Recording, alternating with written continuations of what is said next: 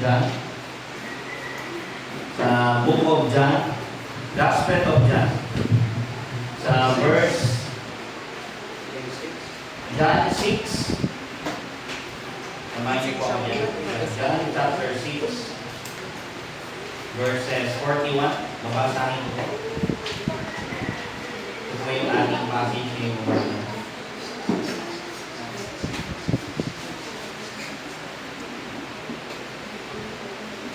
Sabi po rito sa John 6, verses 41. The Jews then murmured at him because he said, I am the bread which came down from heaven. And they said, is not this Jesus, the son of Joseph, whose father and mother we know? Who is it then that he saith, or how is it then that he saith, I came down from heaven? Nagtatanong dito yung mga Hudyo, bakit daw sinasabi ni Apo Jesus na galing dito sa langit? Kilala namin yung nanay niya, kilala rin namin yung tatay niya. Yun ang sabi nila. Sabi dito sa John 6:43, Jesus therefore answered and said unto them, murmur not among yourselves. Huwag kayong magbulong-bulungan. No man can come to me except the Father which hath sent me draw him, and I will raise him up the last day. It is written in the prophet, and they shall be all taught of God. Every man therefore that hath heard and hath learned of the Father cometh unto me. Yung mga nakaunawa daw, nakakilala sa Ama, kung nakikilala nilang tunay, ang gagawin daw nila ay lalapit sila sa Panginoong Kristo. Sa verse 47, verily, verily, I say unto you, he that believeth on me hath everlasting life. Kung kayo daw ay nananampalataya sa Kanya, sabi ng Panginoong Kristo, meron daw kayong buhay na walang hanggan na. Yan ang pangako niya. Ikaw lang iba, sabi nila, pagkatabahuan mo yung kaligtasan, ang sabi lang ni Lord Jesus, believe on His name. At kapag nanampalataya ka, pero ka na raw buhay na walang hanggan. Then 48, I am the bread of life. And then sabi doon sa verse 65, katulad ito doon sa verse 44, na ang sabi, and he said, therefore said I unto you, that no man can come unto me except it were given unto him of my Father. Inulit dito na wala kang makakalapit sa Panginoong Kristo, or walang may gustong lumapit sa Panginoong Kristo, liban na ibigay daw ng Panginoon sa kanya yung pagkakataon na yon, o yung kakayanan para siya ay lumapit sa Panginoong Kristo. Let's bow our heads and pray. Lord, we thank you sa mga ito. We pray for blessing, we pray for understanding, we pray for insight. We pray na i-break niyo po yung aming mga hearts. Dalhin niyo po kami sa pagkaunawa ng inyong salita, sa pagkakilala sa inyo, sa pagkakita ng inyong kadakilan ngayong umaga. May ibaba po kayong mga puso at yung mga walang pagkaunawa ngayong umaga. We pray na maligtas po sila at yung mga bawat isa po na nandito, lalo mga mananampalataya, ay lalo pong lumalim sa pagkaunawa sa inyo at ang aming mga buhay ay lalong mahubog sa wangis ang aming Panginoon sa Kristo. Patawad po sa mga pagkakasala, pagkukulang, kung meron na ngayong umaga, tulungan niyo po kami na ang aming isip at puso ay matituon namin sa inyo ngayong umaga. Mahabagan niyo po kami, Panginoon, madali kami ma-distract, may mga pumapasok minsan sa isip namin, tapos nawawala na kami sa pakikinig. It's our challenge and struggle, that's why we pray na mahabagan niyo po kami, Panginoon. And kayo po, Panginoon, ang gumabay sa amin, ngayong araw. In Christ may pray, amen. May nag-play. Yung title ng aking message ay Of Free Will.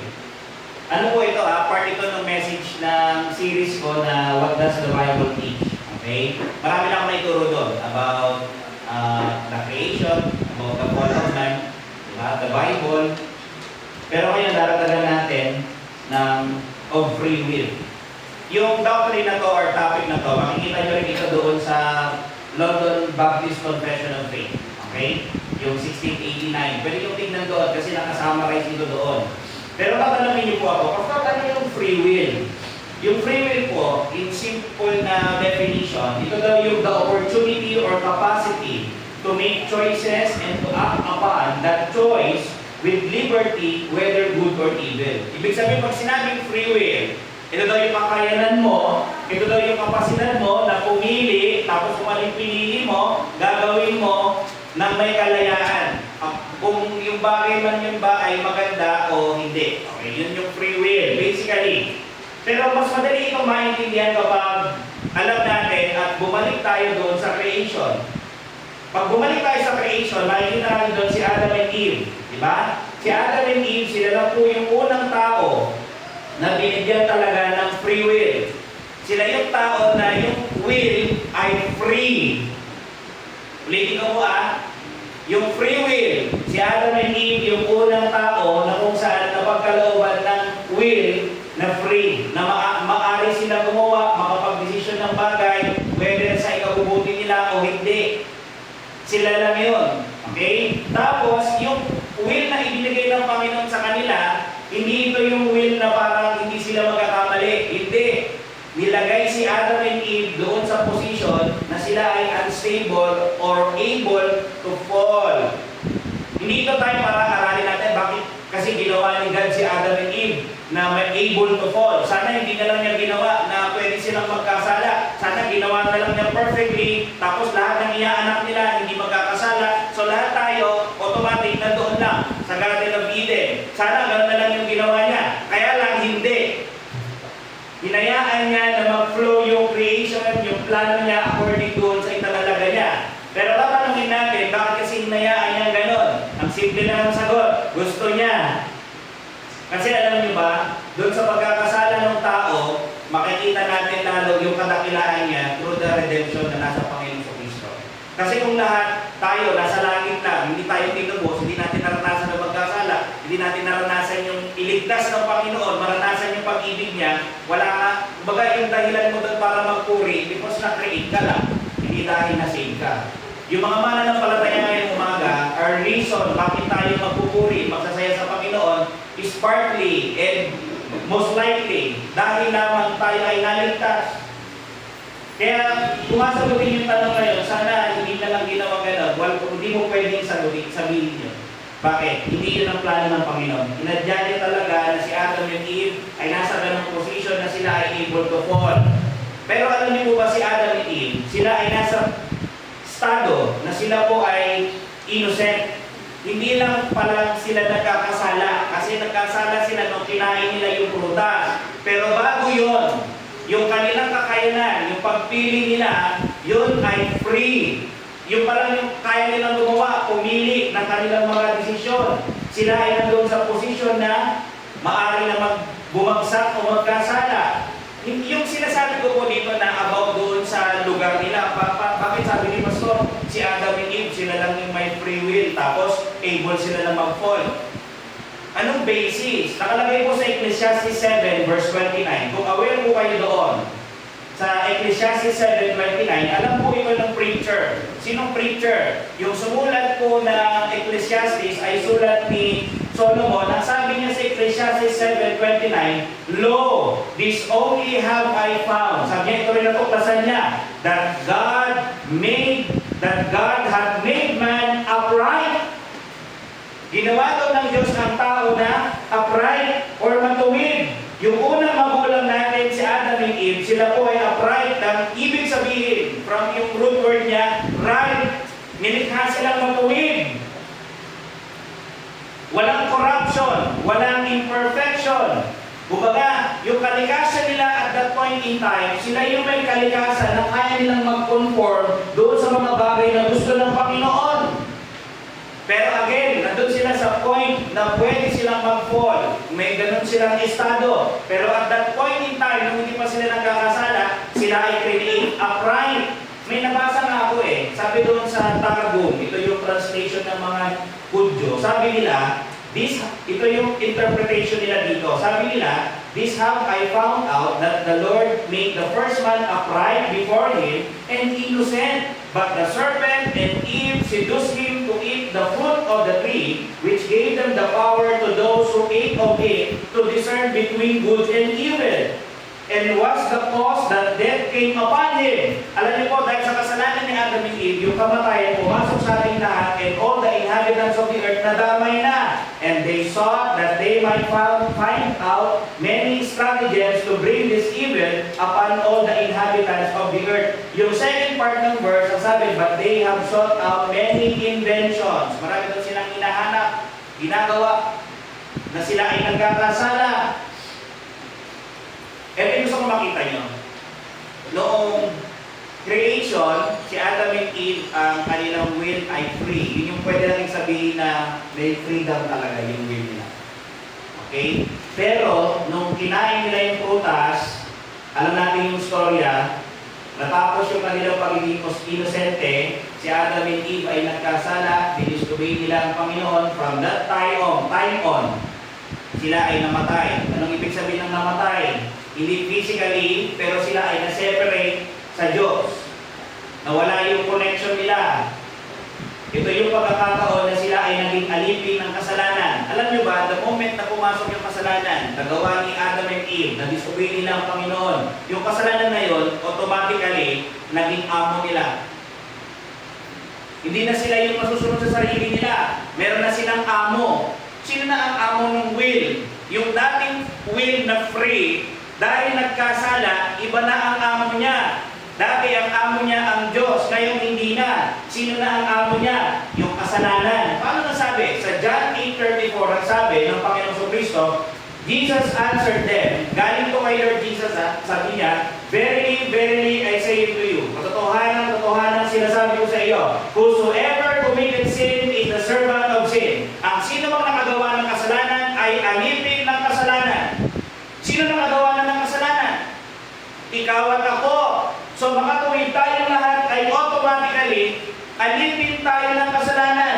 Makikita natin na yung dati na free will nila Adam and Eve, yung will nila na free, na kaya nilang gawin lahat.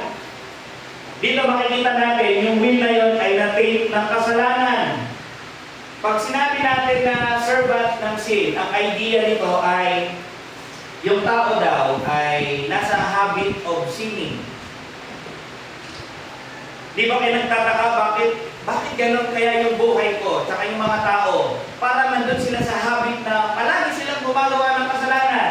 This is the reason, kasi kapag pumasok ba yung kasalanan sa iyo, lahat naman tayo, descendants tayo ni Adam. Pag di automatically, yung kasalanan niya, yung nature, naman na natin. So tayo, hindi tayo na born again. Sa natural nating kalagayan, tayo ay alipin ng kasalanan. Ang sabi dito, we are in the continuous habit or practice ng kasalanan. Sabi nga dito alam nyo daw, itinulad tayo yung kasalanan para siyang drugs. The more na ginagawa mo, the more kang na-addict to the point na nagiging habit. Ganun yung drugs. Kapag natikman ng iba, tingnan nyo, bakit na-addict? Kasi nga, para siyang drugs. Pag natikman mo, hahanap-hanapin mo. Same way with sin. Kaya isang beses lang nagawa nila Adam, tuloy-tuloy na nilang ginagawa. Makikita natin yung history ng tao, anong mga kasalanan yung ginawa. Disobey nila, and then after nun, Genesis chapter 4, ano na makikita natin kasalanan? Murder. Tapos susunod, adultery. And then marami pa, mga violences, pagpatay ng tao, doon sa Genesis 6. And the rest ng history, makikita natin yung kasamaan ng tao. Sinabi rin ni Apostle Paul na yung tao, because of sin, sa last days, ay mag-grow worse. Bakit ganon? Kasi nga, yung tao ay may kasalanan, alipin tayo ng kasalanan, we are in the habit ng paggawa ng kasalanan. Ganyan tayo ng tao. Kahit nga minsan yung tao, napalaya na. Bakit minsan napalaya na, nakulong, lumaya? Diba minsan bumabalik pa rin doon sa dati niyang ginagawa? Kasi nga may something doon sa evil Lalo na kapag hindi kayo nabago, yung makasalanan ng tao, ang hirap niyang mag-break away doon sa evil. Not unless ang Diyos ang magligtas sa iyo. It should be God who, to make you free. Siya dapat ang magpalaya sa iyo. Ito yung buhay ng tao na dead spiritually. Siya ay nasa habit of sin. Walang pagbabago. Yung kanyang buhay ay walang interruption ng kasalanan. Yun lang siya. Pagkapanganak niya, all throughout, yun ang kanyang ginagawa. Kaya tayo, bata pa lang. Minsan nababanggit ko dito sa pulpit. Yung bata ka, hindi mo turuan gumawa ng kasalanan. Bakit siya marunong? Kasi nga may nature siya na gumawa ng kasalanan. Kailan niya nakuha yun? Doon kay Adam and Eve. Marunong tayo, mga kapatid. Kahit nung bata tayo. Si Paul, yan din yung alam niya. Tingnan nyo sabi kanina doon sa binasa natin, si Lord Jesus ang sabi niya, kung sino man yung nakagawa ng kasalanan, magiging alipin kayo ng kasalanan. Yung amo ninyo, yun ang gagawin. Yung amo ninyo, yung kasalanan, kung ano ang gusto niya, yun ang gagawin nyo. Paulit-ulit, in the habit, cycle na ng life nyo yan.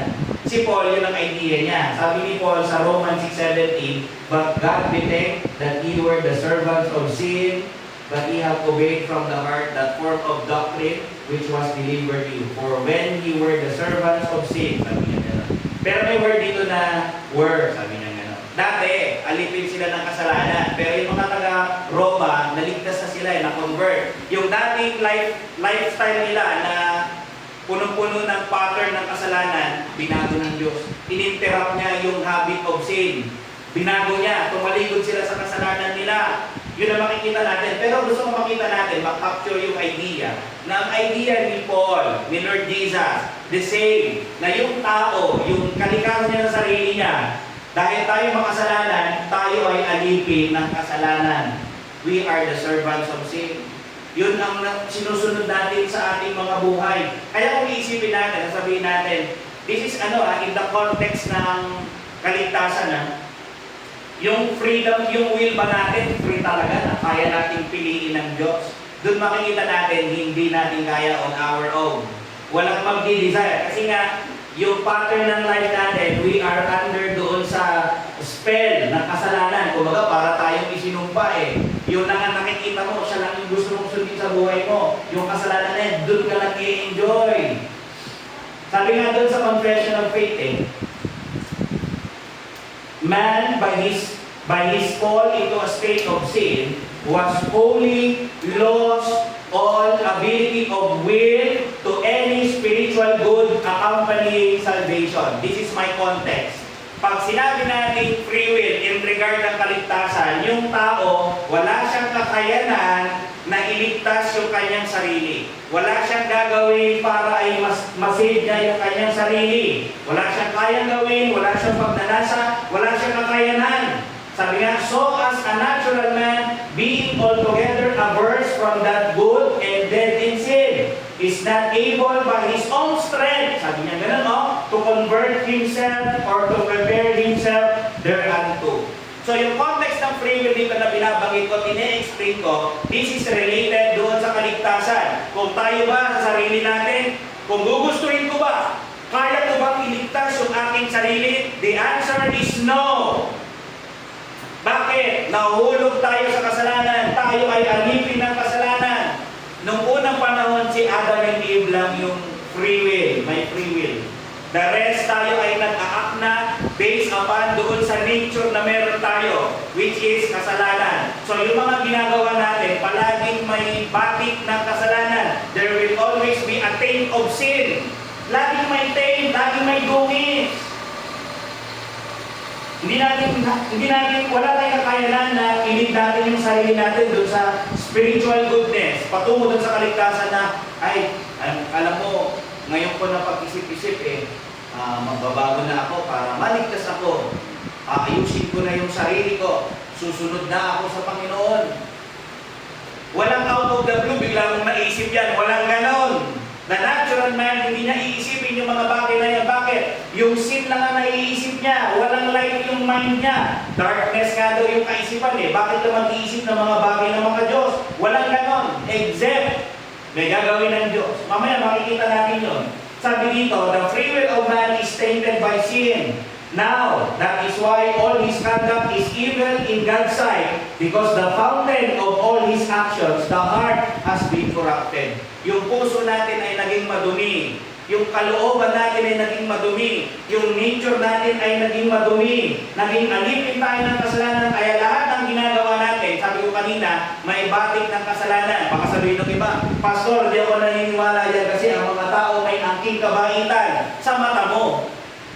Sa mata ko, pwede kong isipin yon. Kasi nakikita ko mo, may kabaitan kayo yung mga tao Pero in the sight of God, itong sabi niya, as it is written, sabi ni Paul, there is none righteous, no not one. Wala nang matuwid, wala, kahit isa.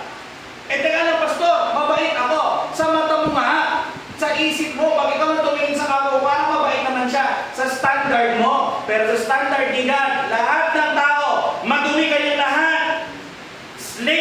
Slaves kayo ng sin. Hindi nyo kayang iligtas yung mga sarili nyo. Sabi ni Paul, this is absolute. Standard to, sabi niyo, there is none that understandeth, there is none that seeketh after God.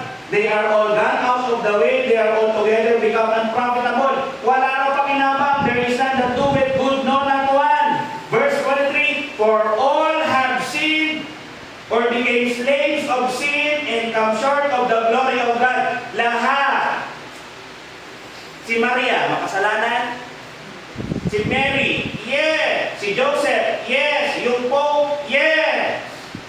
Basta tao, meron siyang kasalanan. Wala kayong kasalanan kapag kayo ay hayop. Kasi pang tao to eh. O, pag sinabi, Pastor, wala kang kasalanan. Hindi ka tao. Baka bakterya ka. Pero kapag tao kayo, hindi natin pwede itong pasubalian. Ay, Pastor, parang iba yung akin. Pag ginawa mo yun, you're denying yung word ng Diyos. Wala kayong magagawa rito. We ought na mag-bow dito. Lord, kung ngayon sinabi mo, yan pala yung problema ko. There's something wrong with my will. Hindi pala siya free. Corrupted pala ako, kaya pala hindi ako lumalapit sa'yo. Kaya pala hindi kita ginugusto. O, let me be clear. Baka sabihin nyo kasi, ay, tayo pa ng tao ay alipin ng kasalanan.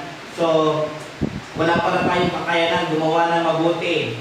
Hindi ko sinabi yon. Kasi in reality, nakakagawa kayo ng mabuti. Pero pag tinignan ng Diyos yung kabutihan ninyo, hindi niya yung tinitignan ng mabuti. Kasi lahat yon ay madumi.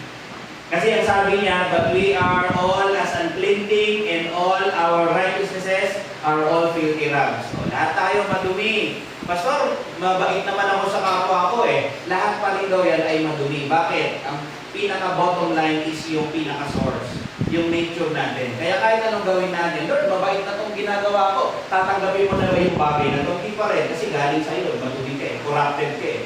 Ito kaya, tulungan ko kaya siya, corrupted ka pa rin, hindi pwede. Pag ginawa mo yon na ginagawa mo na ikaw ay alipin ng kasalanan, hindi niya ma-appreciate, tuturin niyang madumi. Pero may pagkakataon na lahat ng gagawin mo ay titignan niya ng patuwid kapag ikaw ay na-born again, na bago ka, naligtas ka. Then and only yung mga righteous acts ay gagawa, lalabas. Doon niya lang na-appreciate yun. From sa renewed nature. Hindi na din sa corrupted nature. Doon lang magkakaroon ng pagbabago. Pero at least mahalaga pakita natin na hindi ko dinideny na yung tao ay may kakayanan gumawa ng mabuti. Pero kung yun ang pagbabatayan natin para tanggapin tayo ng Panginoon, ang sabi ng salita ng Diyos, maduming basahan pa rin daw yan. Ito yung magandang tanong. Kung gano'n yung problema natin, anong pag-asa natin? What is our hope then? Sabi, na-corrupt si Adam and Eve, napasa sa atin yung nature na corrupt na yon. So, corrupted yung will ko, hindi ako free. I am a slave of sin. Anong problema ko ngayon? Alam nyo, yung bagay na ito, hindi lang naman ito kumbaga, galing directly sa Panginoon. Sabi niya, no man can come to me. Walang may gustong lumapit sa akin, walang tao ang may capability or may ability na gustuhin ako, lumapit sa akin at sumampalataya sa akin on his own. Walang gagawa nun. Sabi niya, absolute yung sinabi niya eh. Yung tao na magkakaroon ng nasa or will, papunta doon sa leading to salvation, it is impossible in our own. Hindi natin kaya. Sinabi na nga ni Lord no man can come to me or no man can believe on me or in me. Pero may exemption. Sabi niya, except. Sabi niya, on your own. Sa bawat isa po sa atin, sa lahat ng tao, kung iisipin natin na kaya mong maligtas based sa mga ginagawa ko, sabi ni Lord Jesus, hindi mo kaya. No man can come to me. No one can be saved on their own. Yun ang bottom line eh. Sabi niya pa, inulit niya sa verse 65, therefore said I unto you that no man can come to me or believe unto me except it were given of my Father. Merong source. May pinagagalingan. Yung word dito na can, i-take note ninyo. Pag sinabing can, no man can. Sabi niya gano'n. Yan daw ay helper verb sa English ng idea. Nagpapakita daw yan ng kakayanan or ng ability. Sabi niya, sabi ni Lord Jesus, no man can come to me. Sabi niya, walang tao ang may ability na lalapit sa akin. Yun ang sinasabi niya. Grabe naman yan. Walang pwedeng lumapit sa kanya at walang bumugusto. Yes! Teka lang, para maintindihan natin, yung context ng John chapter 6, ito po ay nag-preach ang Panginoong Kristo about the bread of life. Pag binalikan niyo yung context niyan, punta kayo dyan para makita lang natin. Sa John 6 verse 22, ito yung start ng kanyang preaching about doon sa bread of life. Sa verse 26, sabi niya, Verily, verily, I say unto you, ye seek me not because ye saw the miracles, but because ye did eat of the loaves and were filled. Yun yung mga tao. Iba yung dahilan bakit sila naghahanap o sumusunod kay Kristo. Kasi daw nakakain sila. Ano nakakain? Nakakain sila ng libre, ng tinapay. Ngayon, sabi dito, dahil nakakain daw sila, kaya sila sumusunod. Pero ang ginagawa ng Panginoong Kristo, kinokorek sila. Sabi niya sa 27, labor not for the meat or the food which perisheth. Kung yun ang hanapin nyo, ang hanapin ninyo, but for the food which endureth unto everlasting life, which the Son of Man shall give unto you, for him hath God the Father sealed. Later on, sinabi niya kung ano yung pagkain na ibibigay niya sa mundo para mabuhay. Sa verse 32, sabi niya, I say unto you, Moses gave you not that bread from heaven. Yung topic niya dito is about the bread na. 33, for the bread of God which cometh down from heaven, given life unto the world. Ito yung isipin niya. Alam niyo, tinapay ng buhay, galing daw sa langit, ibinigay ng Ama para dun sa lupa, yung mga nanampalataya, yung mga kumain, dun sa tinapay na yun, magkakaroon ng buhay ng walang hanggan. Dito mo makikita, yung kaligtasan, yung pagkakaroon ng walang hanggang buhay, hindi nakabase doon sa ginagawa mo. Nakabase kung anong ginagawa mo kay Kristo. Sinusunod mo ba siya? Sinasampalatayaan mo ba siya? Inilaga mo ba yung sarili mo sa Kanya? I'm not preaching religion. I'm preaching to you Christ. And your duty na sumampalataya sa Kanya, tungkulin mo yon. And may you be a follower ng Panginoong Kristo. And then dun sa context natin, makikita natin, dumating ang point na sinabi ng Panginoong Kristo. Kasi yung mga tao, pagkatapos niyang sabihin that I am the bread of life, yung mga tao ayaw maniwala. Nagmumurmur sila, nagbubulungan sila. Paano siya yung bread of life na galing sa langit? Kilala ko yung nanay niya, kilala ko yung tatay niya. Alam natin kung saan siya nakatira. Tapos sabihin niya, siya yung bread of life. The point, hindi sila naniniwala sa Panginoong Kristo. Kaya sinabi ng Panginoong Kristo, alam nyo, okay lang yan kasi no man can come to me. Wala naman kayo talagang ability na manampalataya sa akin eh. Hindi naman sila ini-expect ng Panginoong Kristo na manampalataya sa Kanya eh. Kaya dito mo makikita, sabi ng Panginoon, alam nyo, wala kayong ability na lumapit sa akin, tsaka sumampalataya sa akin, tsaka sumunod sa akin on your own. Except ang Ama ang magbigay sa inyo ng biyaya na yan. Saka lang kayo susunod sa akin. Yun ang sinasabi rito ng Panginoong Kristo. Kaya huwag tayong magtaka bakit yung mga tao ayaw lumapit sa Panginoong Kristo. Ayaw nilang sumunod, ayaw nilang manampalataya, ayaw nilang isuko yung kanilang buhay sa Kanya. Bakit? Hindi nila siya kilala. Katulad ng mga tao dito at this point in time. Kasi nakikita nga naman nila. Pero imagine ito, napakasakit.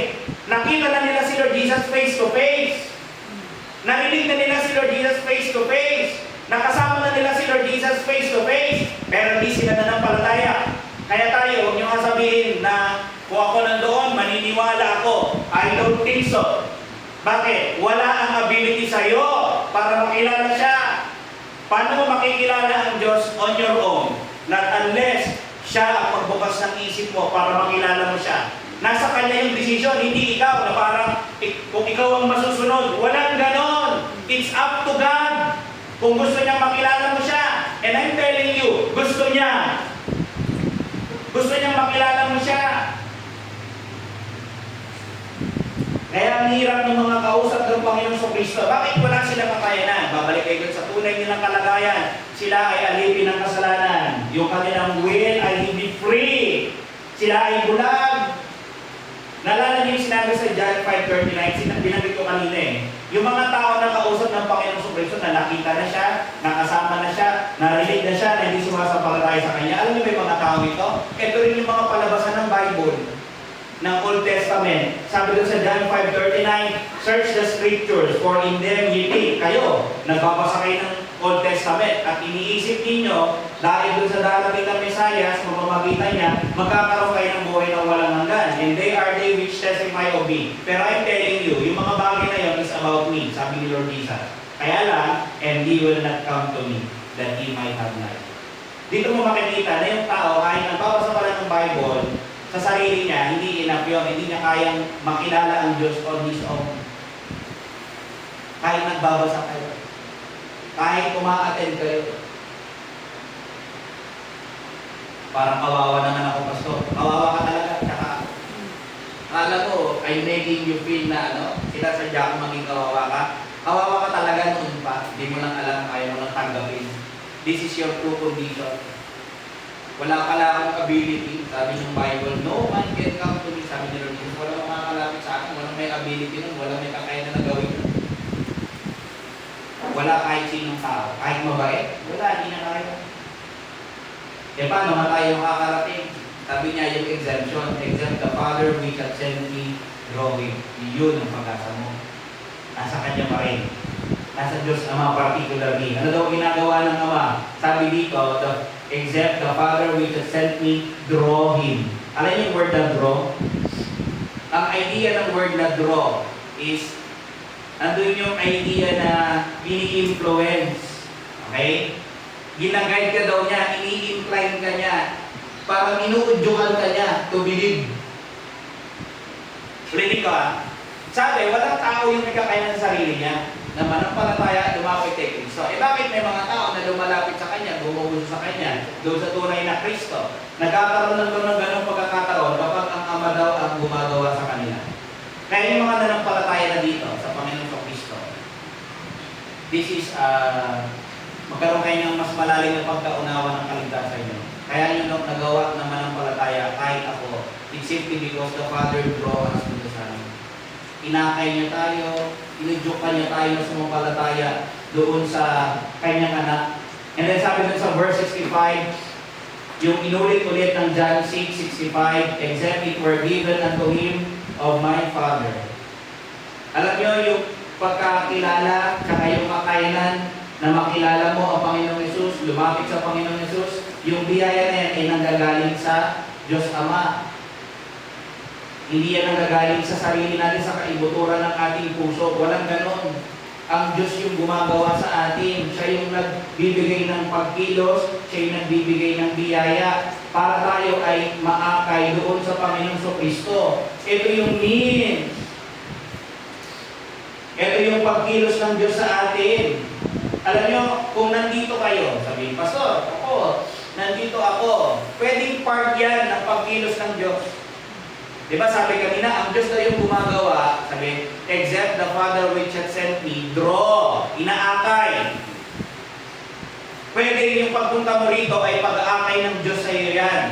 Pwede may nag-invite lang sa iyo, o nasanay ka lang, parang ginusto ko kaninang umaga na naisip kong umattend, gusto kong makinig ng Word of God. Isipin mo, yan ay pagkilos ng Diyos sa buhay mo. Binibigyan ka niya ng pagkakataon, iniudyukan ka niya na lumapit kay Kristo para ikaw ay sumampalataya, para ikaw ay lumapit.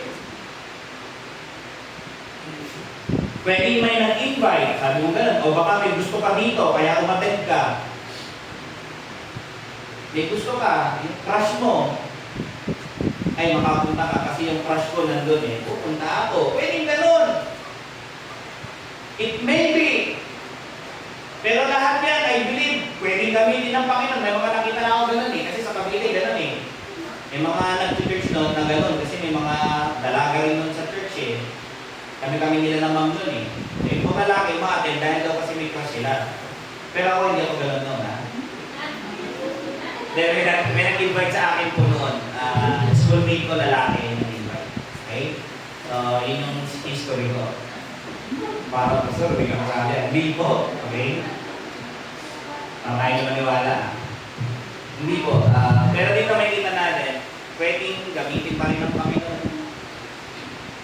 Maybe nandito ka, gano'n Pero later on, habang nakikita mo yung preaching, tinuturuan ka ng Panginoon, nagbabago yung pananaw mo na parang inuudyukan ako ng Diyos na lumapit, manampalataya sa Kanya, kilalanin si Kristo, paliguran ko yung mga mali ko. Ngayon ko nagkalaman, masama pala ako, makasalanan makasalanan pala ako, kailangan ko palang magsisi.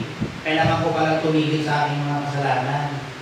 Alam niyo ba, kapag ganito, yung point na gano'n ka, yung parang, Lord, mali pala ako. Ngayon ko lang naiintindihan niya. Alam niyo, pag kayo nasa gano'ng posisyon, napakaganda. Kasi nandun ka sa proseso na kino-convert ka, binabago ka na. Dati, iba naman ang iniisip mo eh. At ngayon, iba na rin. Kasi nga, nandun ka sa process. Alam niyo, isa yun sa pinakamagandang blessing na matanggap mo. Pag pinadaan ka ng Diyos sa ganong proseso, na na-experience mo yung pagbabago sa'yo, naranasan mo na, dati hindi mahalaga sa akin ng Panginoon eh. Mahalaga na siya. Dati wala akong pakialam sa kanya pag Sunday. Ngayon, hindi ako pwedeng hindi mag-church. Kailangan ko mag-church. Kailangan ko yung Word of God. Kailangan ko makasama yung mga kapatid. Kailangan ko siyang marinig. Kailangan ko yung guidance niya. Kailangan ko yung buhay na nagmumula sa kanya. Alam niyo, ito lang yung pagkakataon na yung tao ay magiging willing na lumapit. Except the Father which hath sent me, draw him. Sabi niya. Kapag ang Diyos na daw ang nag-uudyok sa'yo. Ano ba ang idea ng pag-uudyok? Parang ganito, nakita mo na kung sino yung anak ko. Siya lang ang tagapagligtas mo. Oo nga ako eh. Kanina sabi nila, siya lang ang kailangan mo. Dapat manampalataya ka sa kanya. Oo nga ako eh. Yun ang gawin mo. Ganun yung pag-uudyok na ginagawa ng banal na spirito. Nililid ka na yung mind mo, pinapalinaw niya. Kaya yung preaching talaga mga kapatid, ang trying to reach yung mind nyo, tapos makita nyo yung Word of God, ito pala yung Word of God. Yun ang labor talaga na ginagawa ng ministro. Yung i-explain yung Word of God ng malinaw na makita mo, yun pala yung gusto ng Diyos sa buhay ko. That's the reality of my condition pala. I must labor sin. Unless God would move in my heart, in my life, then and only I will go to Him. Then and only I will come sa Kanya. Kaya dito, napakaganda nitong part na yung conversion, na pag tayo ay binabago na ng Panginoon. Dinadala na tayo ng Panginoon sa Kanya. Kumbaga, ito yung pagkakataon na pinapalaya ka na ng Panginoon. Yung dati na nature mo na alipin ng kasalanan, pinalaya niya na ngayon, nag-start ka na ngayon na gumawa ng mga bagay na nakakonekta sa Kanya. Nag-start ka na gumawa ng mga bagay na makalangit, mga bagay na makadiyos. Dati hindi mahalaga yung Bible sa akin. Ngayon, nagbabasa na ako. Dati, nagmumura ako. Pero mali pala yun. Hindi na ako nagmumura ngayon kasi nakita ko sa Bible. Mali pala yun eh. Alam niyo ba, yung mga ganyang pangyayari, tayo ay kino-convert. Conversion ang tawag dyan, change. Kaya unless na, kaya yung kanina sinabi natin, paano yung free will? Hindi talaga free yung ating will. Kasi bondage tayo ng sin. Paano tayo makakalaya na maging malaya na makalapit sa Diyos? Kailangan natin ng converting grace. Kaya kanina sabi doon, except the Father which hath sent me, draw him. Yun yung grace ng Ama. Imagine, sa dami ng tao na pwede niyang kilusin, pag kinikilos ka niya, magpasalamat ka. Kung kinakausap ka pa niya ngayong umaga. And it should be your prayer. Lord, sana ngayong umaga, kausapin mo ako. Mamaya, kung sa ng break dito, naiisip mo yung kapitbahay mo. Buti na lang, hindi ako yung makasalanan. Siya yun, yung alam siya yun. Huwag naman Alam niyo, yung Word of God na ipinapangaral, yan yung ginagamit ng Panginoon para baguhin tayo. Kaya yung nililabor ko rin na-explain. Sabi nga ng Psalm 19:7, the law of the Lord is perfect, converting the soul. Ano yung ginagamit ni Lord para i-convert? The law of the Lord. The Word of God. Para i-convert. Pag sinabing convert, ang idea, to turn it back to God. Pabalik daw sa Diyos. Ano yung ginagamit ng Diyos para tayo ay makabalik sa Kanya? Pinaparinig niya yung Word of God, tapos ilalapat niya sa heart mo, bibigyan ka niya ng conviction. Yun pala yun, Lord, patawad po sa mga kasalanan ko, gusto ko nang bumalik. Then rejoice. Kung maranasan mo yun, magpasalamat ka. Maraming tao, di nila nararanasan yun. Di nila nararanasan, ibalik sila sa Diyos. Alam niyo, ito yung maganda eh. Alam niyo ba yung tao para makabalik sa Diyos, kung sino ang nagbabalik sa Kanya? Ang Diyos din. Kaya hindi mo nga kaya on your own eh. Hindi, pastor, alam mo, dumating yung point, gusto ko na eh. And that's the question. Bakit mo na gusto? Kasi nga gumawa siya, o di siya pa rin. You have to be clear dito. Anything na gagawin ninyo, papunta sa Diyos, pabalik sa Diyos, pananampalataya sa Diyos, paglapit sa Diyos, pagpupuri sa Diyos, lahat yan nagsisimula sa Kanya dahil grace niya yun, binigay niya sa atin. On our own, wala. Kaya nga sabi niya, the words that I speak unto you, they are spirit and they are life. Sabi sa John 6:63. Yung mga words daw ng Diyos ay spiritual. Tapos yung dahil yan daw ay buhay, nagpuproduce yan sa kaluluwa din ng buhay. Kaya ini-encourage ko kayo mag-church. Bakit? It is my hope na kapag kayo pumunta rito, by God's grace, yung word na narinig ninyo would have an effect sa heart ninyo kapag nagbigay ang Diyos ng pagkilos. If God move in your heart, yun dapat ang may experience mo. Kasi kung naririnig mo yung word of God, na buhay daw, nagpuproduce yan ng new life sa buhay mo. Hindi man pupuri ka kapag gano'n. Saka alam niyo ba, yung word of God, yan ang ginagamit ng Diyos para i-convert tayo. Para yung tao na walang ability, magkaroon ng ability kapag na-convert. Sabi doon, no? Being born again, not of corruptible seed, but of incorruptible by the word of God. O, di ba, ang ganda kapag umaattend sa church, you have the opportunity na kayo ay ma-born again. E paano pag wala? I'm not saying na hindi kaya ng Diyos kapag wala ka dito, pero most often, laging ganun ang ginagawa niya. Kaya I keep encouraging you to attend. Kaya gusto ko pumunta kayo dito, makinig kayo dito. Kapag tayo na-convert, binago tayo ng Panginoon, binigyan na tayo ng buhay, then and only nagiging willing tayo na lumapit. Kasi originally, wala tayong will. Kasi nga, bondage tayo ng sin. Kailan tayo nagiging willing pag na-convert na? Okay. Pag naka-receive na kayo ng new life, doon mo na, dahil sa pag na-receive na yung new life, yung Word of God nagkakaroon na ng effect sa atin. Ini-influencehan tayo ng Diyos through His Word. Alam nyo, mahalaga na maranasan natin ito eh. Hindi tayo pwede o masama kapag tayo inanatili sa kasalanan natin. Alam niyo ba kung ano ang ending ng kasalanan ng tao? Sabi sa Romans 6:23, for the wages of sin is death. Ang kabayaran daw ng kasalanan ay kamatayan. Ano yung ibig sabihin dito ng kamatayan? Ang idea nito, ang deserving daw dun sa tao ng makasalanan, sa tao ng mapagawa ng kasalanan, ang tamang kabayaran o ibibigay dapat sa kanya ay kamatayan. Ang ibig sabihin, parurusahan siya. Ilalayo siya, i-separate siya doon sa Diyos. Ilalayo siya. Parang yung sinabi ng Ezekiel 18:4, the soul that sinneth, it shall die. Yung kaluluwa daw na nagkasala, mamamatay. Ibig sabihin, malalayo sa Diyos. Kaya huwag niyong gawing biro yung pagiging makasalanan niyo. Lord, sana palayain mo ako. Kasi kapag namatay ako sa pagiging makasalanan kalagayan ko, mapahamak ako. Kaya sana i-convert mo ako, Lord. Pwede yun ang prayer dapat natin. It should be our prayer, Lord, convert my soul.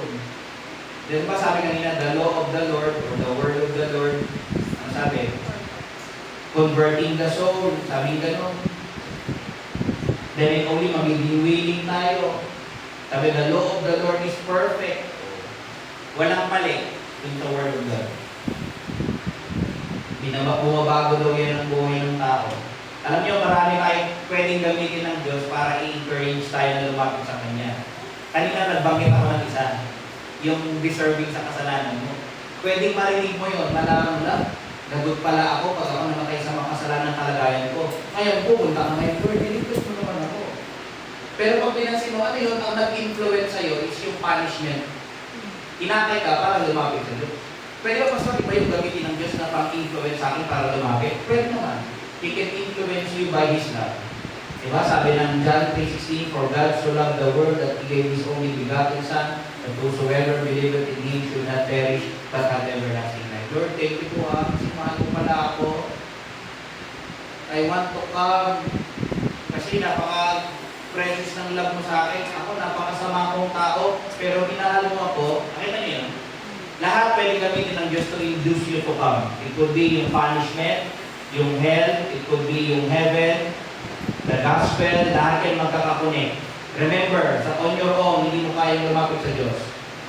Ngayong umaga, if you are willing and wanting to come, isipin mo, kaya lang posible yun. Kaya mo pala gusto, kasi dahil gumagawa ang Diyos sa'yo. Hindi dahil sa sarili mo na. Ang Diyos ay gumagawa.